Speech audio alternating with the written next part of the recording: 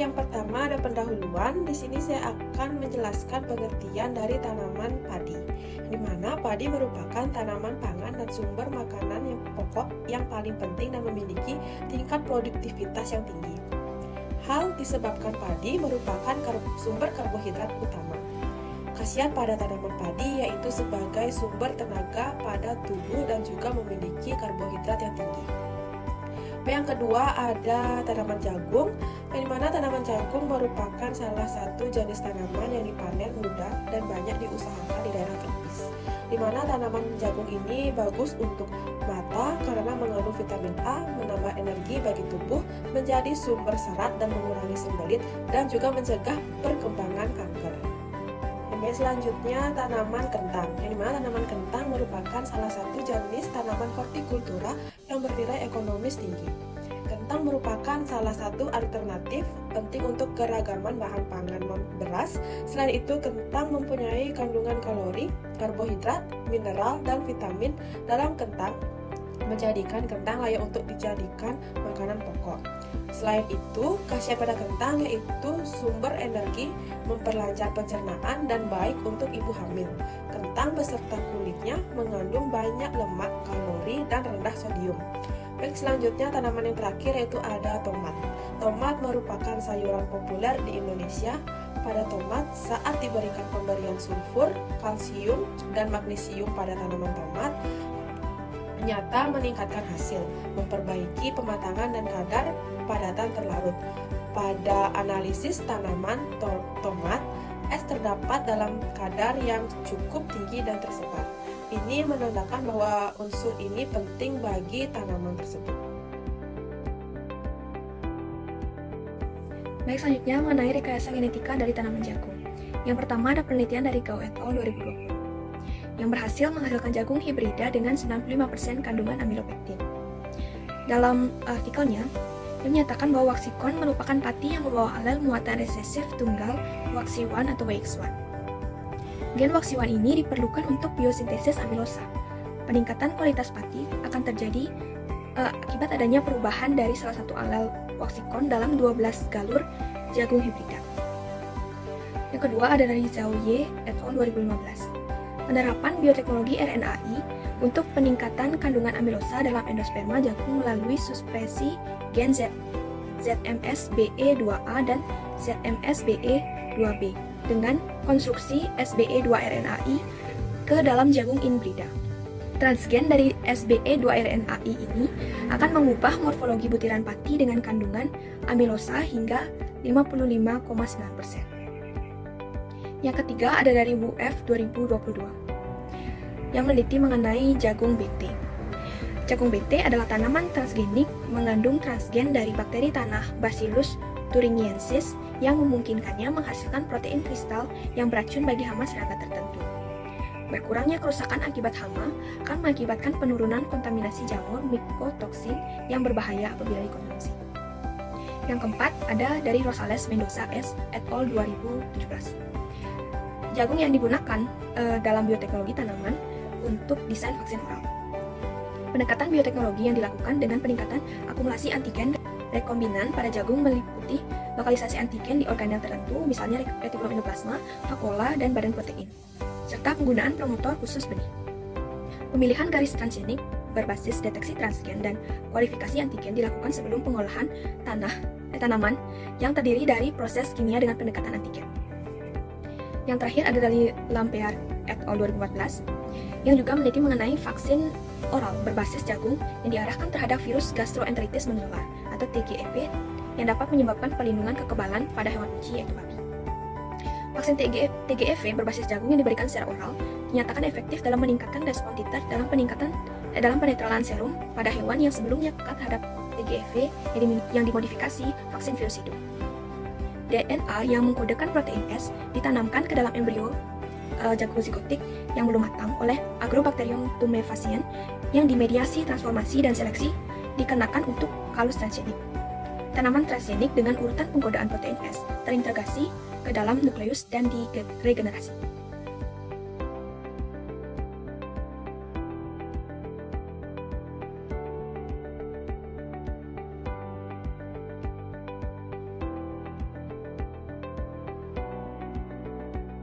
Baik, di sini saya akan menjelaskan rekayasa genetik pada tanaman kentang. Yang pertama oleh Dinar pada tahun 2017. Pemanfaatan tanaman kentang produk rekayasa genetik atau PRG dalam pemeliharaan tanaman melalui persilangan dengan Atlantik dan granola telah menghasilkan 6 galur PRG hasil silangan yang terseleksi. Sebelum komersialisasi, kentang PRG harus dikaji keamanan pangan dan lingkungannya. Protein RB tidak memiliki homologi yang tinggi dengan protein toksin sehingga tidak bersifat toksik. Dan protein RB tidak mempunyai sekuen asam amino yang homolog dengan protein alergen, sehingga tidak berpotensi menimbulkan alergi. Yang kedua oleh Darwin pada tahun 2021. Transformasi genetik sekarang diterapkan secara rutin. Tanaman dimediasi oleh Agrobacterium tumefaciens sebagai teknik yang paling nyaman. Explant dulu ditanam secara in vitro pada media marasik dan scoop. Transformasi diimplementasikan menggunakan smear teknik dengan mengolesi A. tumefaciens pada explant yang terluka. Kelompok eksperimen terdiri dari 2 kelompok, yaitu kelompok kontrol yang tidak mendapatkan perlakuan transformasi dan kelompok perlakuan yang menerima perlakuan transformasi. Pertumbuhan explant diamati melalui keberadaan pucuk, cabang, dan tinggi pucuk. Identifikasi dengan PCR diperlukan untuk membuktikan keberadaan gen ACVB pada genom tanaman kentang dengan menggunakan primer PCR spesifik ACVB sebagai penanda. Yang ketiga oleh Dihin pada tahun 2022, mengembangkan alat untuk menumbuhkan bibit kentang pada daerah yang memiliki suhu di atas 20 derajat Celcius dengan menggunakan node MCU tanpa harus memasang modul Wi-Fi. Pengujian yang digunakan dalam penelitian ini adalah black box testing yang menunjukkan bahwa semua alat berjalan dengan baik. Penelitian ini menghasilkan prototipe greenhouse sebagai alat alternatif untuk pembibitan tanaman kentang. Penelitian ini memiliki keunggulan dapat memonitoring jarak jauh menggunakan aplikasi ThinkSpeak dihubungkan dengan web.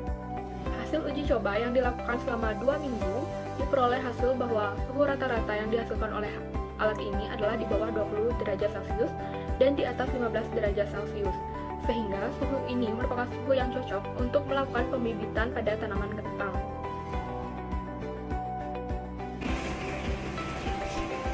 Baik, di sini saya akan melanjutkan presentasi dari teman saya. Menurut Carla Preda Pantau 2022, rekayasa genetika tanaman kentang. Budidaya komoditas ini umumnya berada di dataran tinggi dengan suhu yang rendah. Jumlah lahan pertanian di dataran tinggi semakin kecil disebabkan antara lain karena alih fungsi lahan. Penanaman kentang di dataran yang lebih rendah menjadi kendala karena adanya peningkatan suhu. Perubahan ketinggian tempat dengan suhu yang berbeda mengakibatkan set avoidance, perubahan akumulasi biomasa pada tanaman kentang, dan penurunan hasil panen. Hal ini disebabkan oleh faktor genetik dan metabolisme enzim. Oleh karena itu, untuk mendukung permintaan komoditas kentang yang semakin meningkat, pemuliaan tanaman kentang tahan terhadap cekaman suhu diperlukan untuk memperluas area penanaman kentang di dataran menengah maupun dataran rendah. Menurut Wisnu Broto 2017, kondisi penyimpanan menjadi kata kunci untuk meningkatkan daya simpan umbi kentang GM05 dengan mutu segar yang terjaga. Umbi kentang dengan bobot masing-masing 30 kg dikemas dalam karung rajut, disimpan pada kondisi ruangan gelap, ruangan dengan pencahayaan 100-500 lux atau lilin, dan dihamparkan sebagai kontrol. Penyimpanan dilakukan pada suhu ambien 20 dan 100 derajat Celcius. Parameter yang diamati meliputi susut bobot, kadar air, kadar protein, kadar karbohidrat, kadar lemak, kadar amilosa, dan kadar abu dan tekstur. Menurut Nonozi Sokigia 2023, kentang CPIPB CP atau chip potato 1 merupakan kentang hasil modifikasi kentang kultivar Atlantik dengan meradiasi pada dosis 15 gray di Batan atau Badan Tenaga Atom Nasional. Di Indonesia, kentang ini digunakan sebagai kentang olahan seperti keripik. Umbi adalah organ tumbuhan yang mengalami perubahan bentuk dari organ lain pada tumbuhan yang berfungsi sebagai tempat penyimpanan zat tertentu. Salah satu cara untuk meningkatkan produksi umbi kentang dengan melakukan induksi pengumbian. Gen heading date 3A atau HD3A merupakan salah satu gen yang dapat mengatur waktu pembungaan pada padi. Gen HD3A juga dapat menginduksi pembungaan pada beberapa tanaman seperti jarak pagar, Nicotiana bentamiana, Zauzurea involucraten, dan kentang. Selain menginduksi pembungaan gen ini dapat menginduksi pembungaan umbi pada kentang sipi andigena. Sekian presentasi dari saya. Terima kasih. Baik, di sini saya akan menjelaskan mengenai rekayasa genetika pada tanaman padi. Yang pertama oleh Fisar ini pada tahun 2018 menyatakan bahwa varietas pada tanaman padi Fatmawati dapat ditransformasi dengan perantara agrobakterium menggunakan eksplan berupa embrio muda. Untuk menyeleksi kalus transforman merupakan konsentrasi yang optimal untuk transformasi genetika pada padi Fatmawati dengan menggunakan agrobakterium tumefaciens dengan efisien transformasi sebanyak 7,84%. Dengan adanya metode transformasi genetika padi Fatmawati ini dapat digunakan sebagai acuan dalam transformasi selanjutnya dengan menggunakan agen target.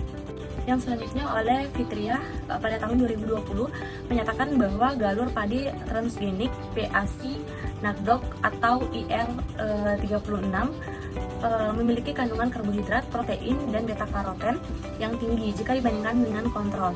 Hal ini mengindikasikan bahwa padi tersebut dapat memberikan nilai nutrisi yang lebih baik, sehingga kandungan amilosanya rendah yang mengindikasikan bahwa galur padi tersebut memiliki sifat masi yang pulen. Selain itu, pada padi ini mengandung beta-karoten atau protein vitamin A yang berperan dalam pembentukan vitamin A dalam tubuh. Kandungan beta-karoten pada padi dapat diharapkan memenuhi kebutuhan vitamin A dan dapat berperan sebagai antioksidan yang dapat mengurangi penyakit degeneratif. Yang selanjutnya oleh Suami 2019 menyatakan bahwa secara keseluruhan di antara 62 parameter komposisi yang dalam sampel yang berasal dari beras GR2i yang komponennya diukur dalam sampel jerami dan dedak. Tidak ada perbedaan yang berarti antara GR2i dengan beras kontrol, kecuali untuk produksi karotenoid yang diinginkan selain produksi Y-karoten yang dimaksud dan karotenoid protein vitamin A yang terkait dalam endosperma. Beras GR2e ternyata komposisi setara dengan beras konvensional. Selanjutnya oleh Zhu 2022 menyatakan bahwa konstruksi mikro RNA buatan RCV MP berdasarkan sekuens tulang punggung prekursor dan dikontransformasikan dengan vektor penanda RVP menjadikan beras untuk mendapatkan tanaman transgenik bebas penanda. Tanaman transgenik ini yang secara konstitutif mengekspresikan amil R MP memiliki resistensi tinggi terhadap infeksi RSV. Yang selanjutnya oleh Zhu 2022 menyatakan bahwa ekspresi berlebih pada SIM YB19 memainkan peran penting dalam meningkatkan toleransi garam di lapangan tanaman-tanaman. Toleransi garam meningkat secara signifikan pada galur padi transgenik selama tahap kecambahan dan pembibitan. Dan ini bisa secara signifikan meningkatkan toleransi garam dan meningkatkan hasil tanaman yang ditanam di tanah salin alkali. Di gilirannya bisa memperluas tanaman Arab dan menjadi tahan pada pangan di seluruh Indonesia. Yang selanjutnya oleh TAN 2019 menyatakan bahwa mengisolasi gen beras OSMIB6 yang diinduksi oleh cengkaman kekeringan dan salinitas berdasarkan kinerja tanaman transgenik di bawah tekanan abiotik. Gen ini menunjukkan fungsi penting dalam meningkatkan toleransi tanaman terhadap cengkaman kekeringan dan salinitas.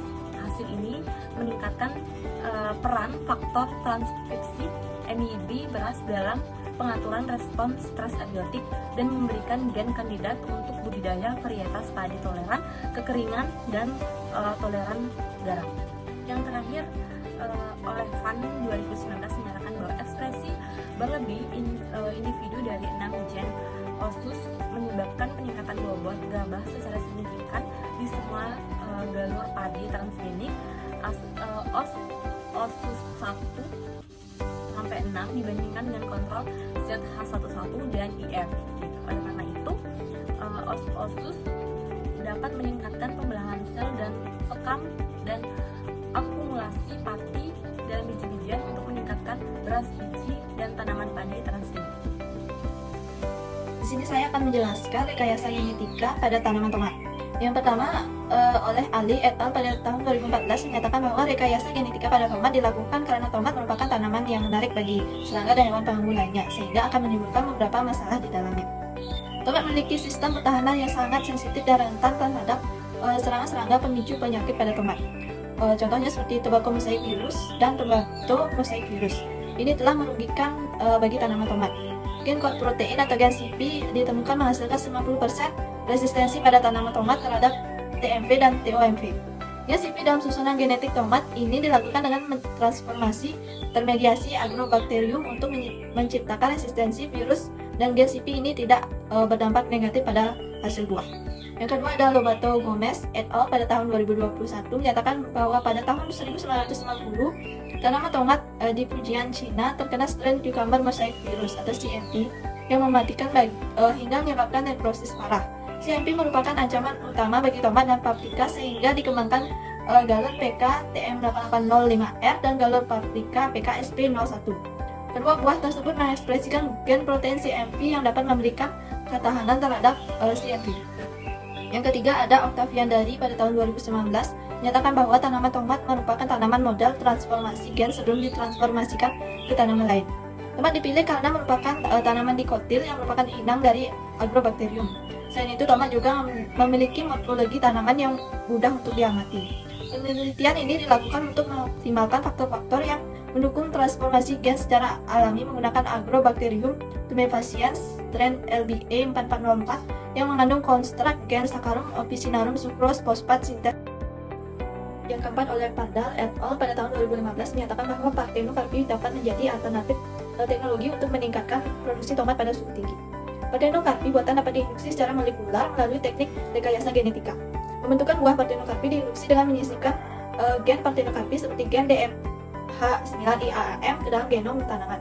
Insersi gen Parthenocarpi DFH9IAAM ke dalam genom tanaman melalui bantuan Agrobacterium telah berhasil dilakukan pada tanaman tomat. Gen Parthenocarpi DFH9IAAM mengekspresikan senyawa indol asetik asid monooksigenase yang merupakan prekursor pembentukan hormon auksin pada fase awal bunga, sehingga pembentukan buah dapat terjadi tanpa proses polinasi dan atau fertilisasi pada buah yang biasanya gugur pada suhu tinggi. Yang terakhir oleh Shah pada tahun 2015 menyatakan bahwa tanaman obat tomat sensitif terhadap dingin sehingga menjadi kendala utama bagi pertumbuhan dan produktivitasnya. DREB1A dapat menghasilkan toleransi dingin pada tomat dengan mengatur respons gen di bawah tekanan dingin. Gen toleran dingin atau DREB1A digerakkan oleh promotor LIP9 dan ditransformasikan pada 3 genotip tomat melalui Agrobacterium tumefaciens menggunakan strategi transformasi mandiri kultur jaringan.